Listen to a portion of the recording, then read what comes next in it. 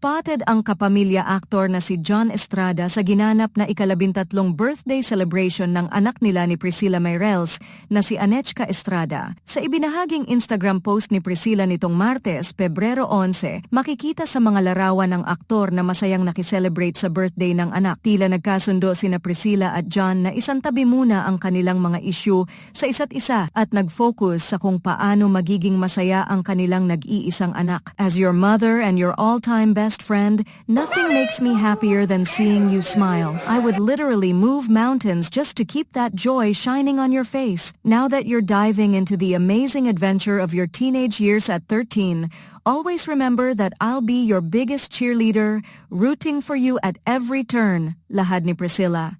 Present rin sa birthday party ni Anechka ang mga kapatid nito kay John. Mahahalatang sa kabila ng hindi pagiging okay ay pinipili nilang mag-co-parent at isaalang-alang ang kapakanan ng anak. Matatandaang noong Hulyo 2024 nang magsimulang magkaroon ng issue sa pagitan ni na John at Priscilla matapos maispatan ng una na may kasamang babae habang nasa bakasyon ito sa Boracay. Nilinaw naman ng aktor na wala silang relasyon ng babaeng nalilink sa kanya na si Lily Holman.